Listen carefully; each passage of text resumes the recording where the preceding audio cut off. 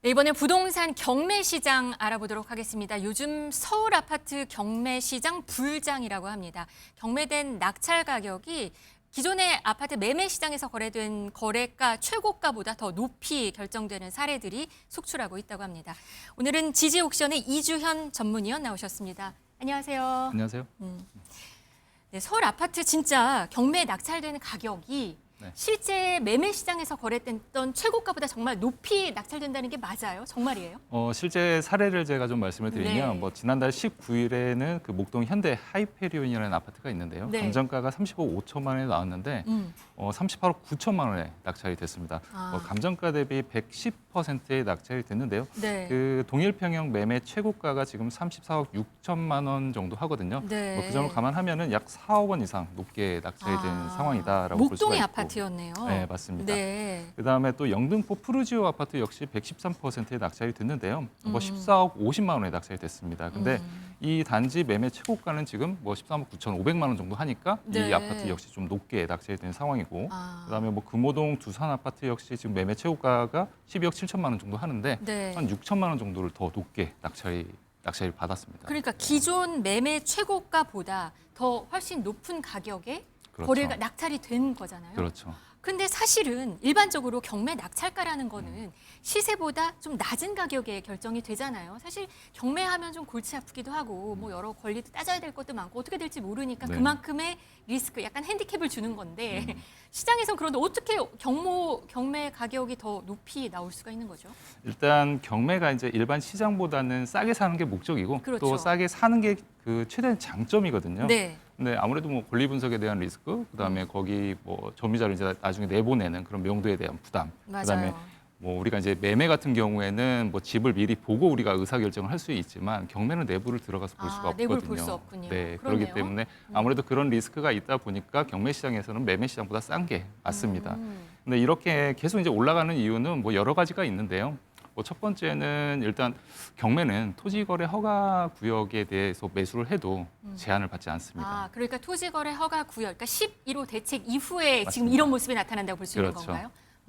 토지거래 허가 구역의 그 규제를 받지 않는군요. 맞습니다. 그러다 보니까 아무래도 이제 실수요자도 있겠지만 투자 수요자들도 많이 가세를 하고 있는 상황이고요. 네. 그다음에 두 번째 이유를 꼽자면은 아무래도 이제 지금 현재 매매 가격이 호가가 많이 올라가는 상황인데 네. 거래량은 많이 줄어들었거든요. 아. 매매 시장에서. 네. 그러다 보니까 낙찰을 받으시는 분들은 이 호가를 기준으로 많이 낙찰가를 산정을 합니다. 네. 그러다 보니까 가격은 좀 올라갈 수밖에 없는데 호가보다는 낮게 낙찰을 받았다 하더라도 기존의 매매가 거래된 그런 내역보다는 더 높게 형성이 되는 거죠. 아, 사실 경매 투자 원칙 이런 게 있었어요. 그래서 네. 경매로 집을 사려면 감정가의 80% 정도만 봐야 된다. 이런 얘기 있는데 이거 다 사라진 거네요, 지금 상황은. 사실 원칙이라고 볼 수는 없지만 그만큼 감정가 대비 20% 정도는 매입을 해야지 그나마 좀 싸게 샀지 않느냐 이런 상황 때문에 이제 얘기가 나온 겁니다. 근데 이거는 이제 상대적인 거기 때문에 네. 지금 매매 호가보다는 낮은 상황이기 때문에 싸게 산 거는 또 맞을 수는 있거든요. 아. 하지만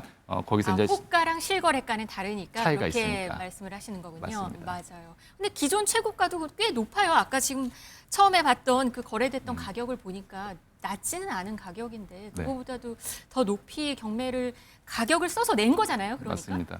그러니까 소비자들이니까 경매를 투자하는 사람들이 더 올라갈 거라고 보는 거예요. 그렇죠. 경매 시장은 아무래도 이제 부동산 시장에서 선행 지표라고 볼 수가 있거든요. 아무래도 가격에 굉장히 민감하기도 하고 또 네. 투자 세력이 있기 때문에 그러기도 하는데 아무래도 이제 그 경매 낙찰 가격은 매매 시장에서 최저가로 인식이 많이 되기도 네. 합니다. 아무래도 그 이상으로 거래될 확률이 굉장히 높다는 거죠.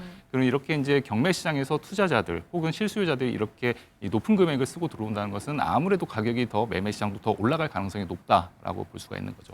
그러면 지금 이렇게 높이 낙찰이 되는 가격들 지금 저희 화면에 좀 보이고 있는데요.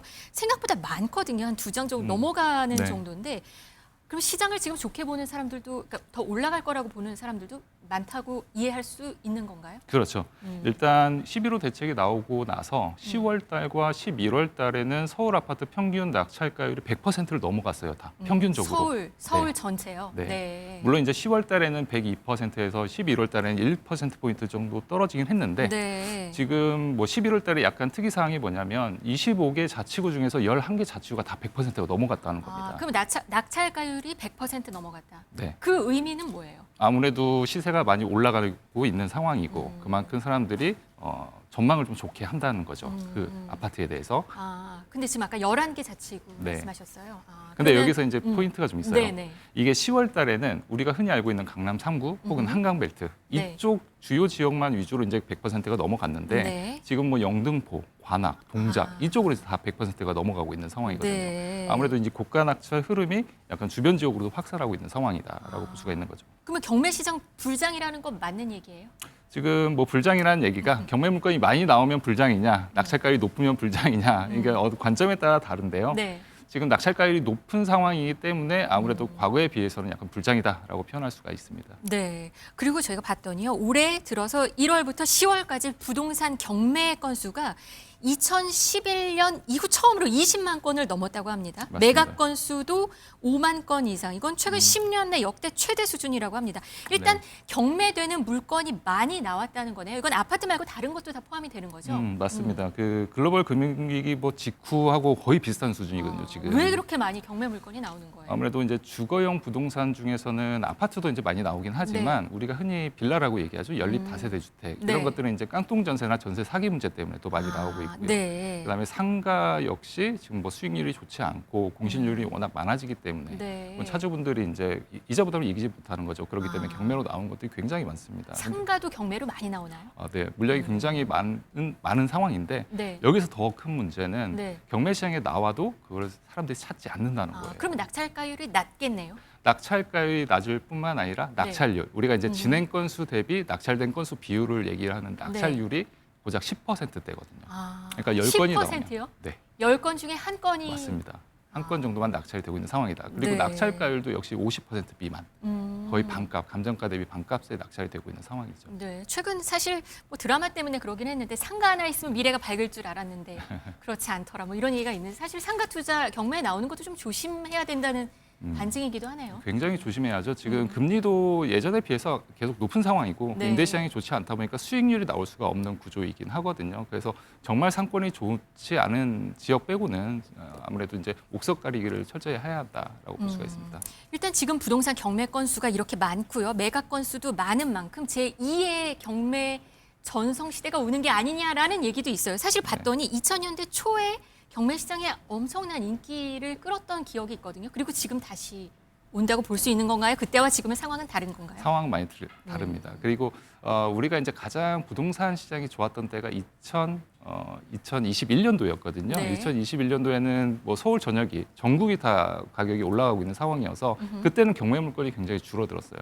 서울 기준으로는 경매 물건이 한 아파트가 50건 정도도 안 됐거든요. 지금은 네. 뭐 200건 정도가 나오고 있는 상황이고, 근데 이제 그때와 다른 뭐 비슷한 점은 낙찰가율이 높아지고 있다는 거죠. 근데 그때와 지금이 다른 상황인 것은 아무래도 그때는 서울 전역이 뭐 외곽에 있는 노도광이나 이런 부분도 다 올랐다면 지금은 노도광이 오르지 않고 주요 지역 위주로만 오르고 있는 상황이기 때문에 약간 차별점이 좀 있습니다. 그럼 마지막으로 경매 투자 그래도 좀 경매 관심 있으신 분들 많거든요. 그러면 주의해야 될 점 하나 말씀해 주시죠. 일단 그 경매는 이제 가장 큰 리스크가 이제 권리 분석에 대한 리스크가 가장 크기 때문에 네. 아무래도 경매 절차나 뭐 주택임대차 보호법 이런 기본적인 법률 사항은 좀 알고 있어야 하는 거고요. 네. 그다음에 최근에는 이제 호가가 많이 올라가고 있어서 이게 만약에 변곡점이 올 때에는 오히려 경매로 샀어도 매매가보다 더 낮게 하락하는 경우가 생길 수가 있기 때문에 네. 아무래도 자기가 잘 알고 있는 지역이나 평소에 이제 관심이 있었던 지역 위주로 보수적으로 좀 접근하길 권해드리고 있습니다. 잘 아는 지역 보수적으로 접근해서 그런 데는 관심 가져볼 만한가요? 지금 충분히 이제 아무래도 이제 경매 물건은 앞으로도 계속 늘어날 수 있기 때문에 내가 원하는 단지나 지역이